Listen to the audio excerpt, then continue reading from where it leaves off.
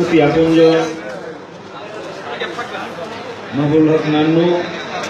আমার রাজনীতিক যাদের হাতে খড়ি, আমার শ্রদ্ধেয় নেতা বিএনপির সহ সম্পাদক কাজী রফিকুল ইসলাম টিপু, আমাদের মাঝে উপস্থিত জাতীয়তাবাদী ছাত্র দলের সাবেক সহসভাপতি বিএনপির অন্যতম সদস্য হায়দার আলী লেলে, আমার আরেকজন বড় ভাই যিনি দীর্ঘদিন কারাগারে থেকে এই দলের জন্য কাজ করে গেছেন, আমাদের নির্বাহী কমিটির বিপ্লবী সদস্য জননেতা জনাব ব্যারিস্টার ফখরুল সাহেব,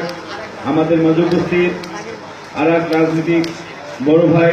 যাদের হাত ধরে রাজনীতি শেখা, ঝালকাঠি জেলা যুবদলের বিপ্লবী সভাপতি যুবনেতা কামরুল ইসলাম ভাই, আমাদের মাঝে উপস্থিত জগন্নাথ বিশ্ববিদ্যালয়ের আমাদের মাঝে উপস্থিত আমাদের যুবদলের নেতা মনির ভাই, আমাদের মাঝে উপস্থিত জগন্নাথ বিশ্ববিদ্যালয়ের সাবেক ছাত্রদলের সাংগঠনিক সম্পাদক, আমাদের বাংলাদেশ জাতীয়তাবাদী ছাত্রদল কেন্দ্রীয় সংসদের বিপ্লবী যুগ্ম সম্পাদক এম মহসিন বিশ্বাস, আমার অতি আপনজন, আমার কাছের ছোট ভাই,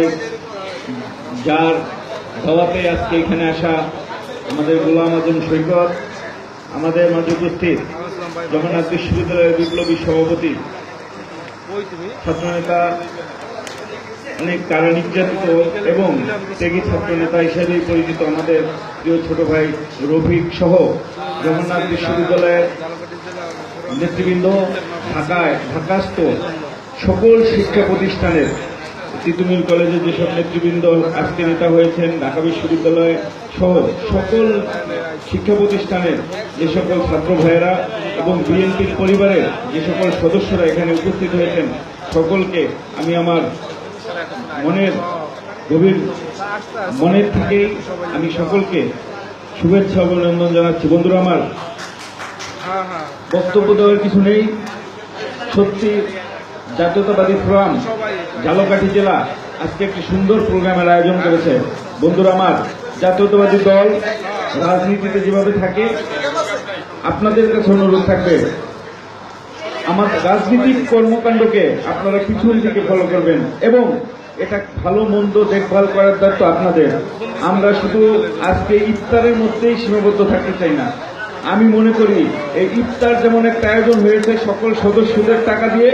আপনারা কোরবানিকে সামনে রেখে আবার এরকম সকল সদস্যদের একটা আর্থিক তহবিল গঠন করে জাতীয়তাবাদী দলের কোন এক শক্তির কোন এক কর্মীর কাছে আপনারা গিয়ে হাজির হবেন। 10টা পরিবারকে যদি আপনারা এই আপনাদের ফোরামের মাধ্যমে সচ্ছল করতে পারেন, 5টা কর্মীকে যদি জেল থেকে বের করে আনতে পারেন, 10টা কর্মীকে যদি আপনারা এই আর্থিকভাবে সহযোগিতা করতে পারেন, তাহলে মনে করবো এই ফোরামের যে আপনাদের উদ্দেশ্য, আমাদের তো একটি দল থাকে, পথ থাকে, আবার ফোরামের যে পিছন থেকে একটা কার্যকারিতা, ফোরাম যে আপনাদেরকে মানুষের যে সহযোগিতা